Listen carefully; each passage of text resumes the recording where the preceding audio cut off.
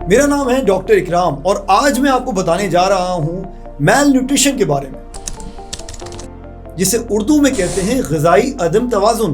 अब आप कहेंगे इतना मुश्किल नाम, इतना मुश्किल लफ्ज़, लेकिन हकीकतन ये बहुत आसान है इसको समझना। सो वर्ड मैल न्यूट्रिशन कॉम्बिनेशन है दो अल्फाज का, मैल यानी MAL और न्यूट्रिशन। ये मैल जो है ये उर्दू वाला मैल नहीं है बल्कि मैल है। मैल का मतलब खराब, बुरा, बिगड़ा हुआ।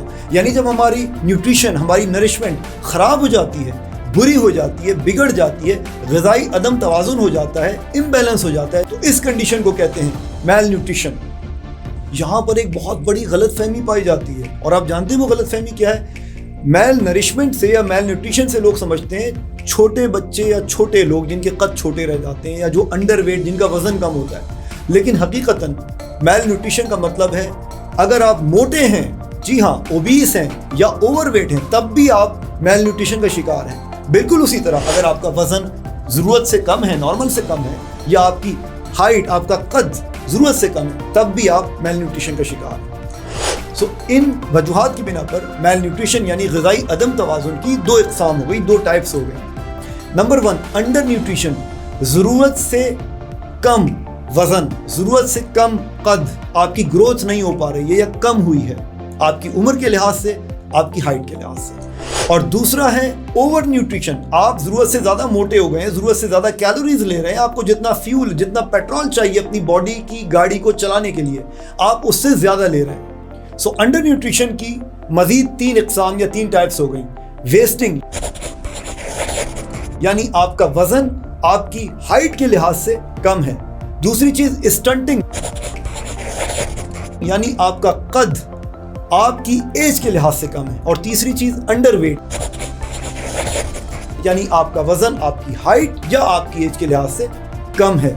और क्या आप जानते हैं कि पाकिस्तान की टोटल पॉपुलेशन यानी आबादी में से 10 मिलियन, जी हाँ 10 मिलियन यानी 1 करोड़ बच्चे स्टंटिंग यानी अपनी उम्र के लिहाज से छोटे कद का शिकार हैं, छोटे रह जाते हैं इनके कद। बिल्कुल इसी तरह पाकिस्तान में 17% यानी 17% बच्चे जो हैं वो वेस्टिंग का शिकार हैं, दुबले रह जाते हैं, सूखे रह जाते हैं। WHO की रिपोर्ट के मुताबिक पाकिस्तान में हर 10 में से 8 बच्चे, जी हाँ हर 10 में से 8 बच्चे अपनी ज़रूरत के मुताबिक कैलोरीज नहीं ले पाते, या तो ज़्यादा लेते हैं या कम लेते हैं। Oh no! सो इलाज क्या है, कैसे मैल न्यूट्रिशन को होने से रोका जा सकता है या इसकी ट्रीटमेंट कैसे की जा सकती है, इसका बचाव कैसे किया जा सकता है? बहुत आसान है। कोशिश कीजिए अपने बजट के मुताबिक, अपनी गुंजाइश के मुताबिक अपने तमाम बच्चों को 5 ग्रुप्स का खाना ज़रूर दें। वो 5 ग्रुप्स कौन से हैं? वो 5 न्यूट्रिशनल कैटेगरीज कौन सी हैं? नंबर 1 प्रोटीन, जो गोश्त में होता है, अंडों में होता है, दूध में होता है।